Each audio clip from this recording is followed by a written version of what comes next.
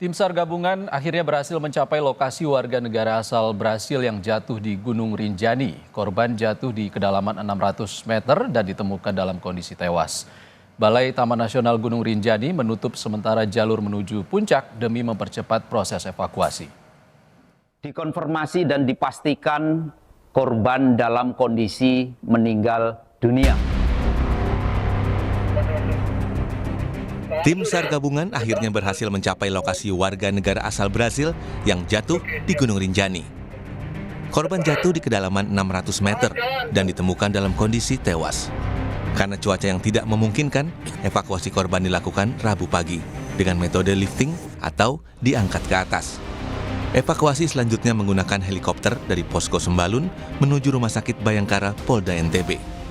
Satu orang rescuer dari Basarnas atas nama Hafid Hasadi berhasil menjangkau korban pada kedalaman 600 meter.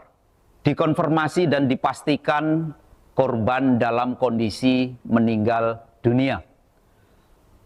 Selanjutnya terhadap korban dilaksanakan wrapping survivor. Dikarenakan cuaca yang tidak memungkinkan dengan visibility atau jarak pandang yang sangat terbatas, maka diputuskan evakuasi korban akan dilanjutkan pada hari Rabu tanggal 25 Juni 2025. Imbas insiden jatuhnya WNA asal Brasil, Balai Taman Nasional Gunung Rinjani menutup sementara jalur menuju puncak demi mempercepat proses evakuasi pendaki asal Brasil. Penutupan jalur dimulai 24 Juni sampai dengan batas yang tidak ditentukan. Seluruh akses menuju puncak Rinjani ditutup sementara demi menjaga keselamatan tim SAR yang bertugas. Penutupan jalur menuju puncak diperlukan karena medan evakuasi yang terjal dan rentan terjadi longsor. Ini kita belum bisa pastikan kapan, tetapi artinya sampai selesainya evakuasi ini. Sampai selesai evakuasi, kita lihat kondisinya mungkin sudah tidak ini lagi, kita akan tutup segera. Ya. Artinya ini bukan penutupan total ini Gunung Rinjani. Ini hanya penutupan pada di Pelawangan 4 sampai summit gitu.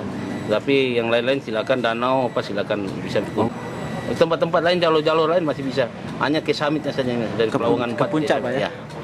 Ini untuk memperlancar proses evakuasi dan untuk keselamatan pengunjung dan ini tim juga tim evakuasi. Akibat insiden ini, banyak warga Brasil yang menulis komentar di media sosial Presiden Prabowo Subianto.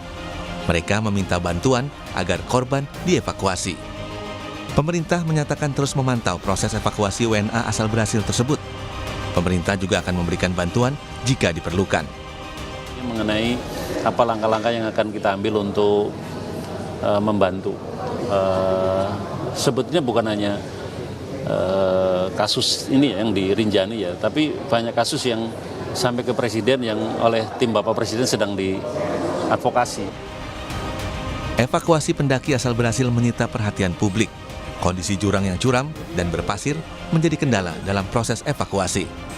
Kontur jurang yang berpasir dan tiap ada gerakan selalu ada longsoran pasir dan bebatuan yang membahayakan tim penyelamat maupun korban. Kapurnya yang tidak stabil, sering naik turun. Kemudian yang kedua adalah medannya sendiri yang untuk konturnya dan pasirnya yang lumayan banyak, jadi itu tidak labil.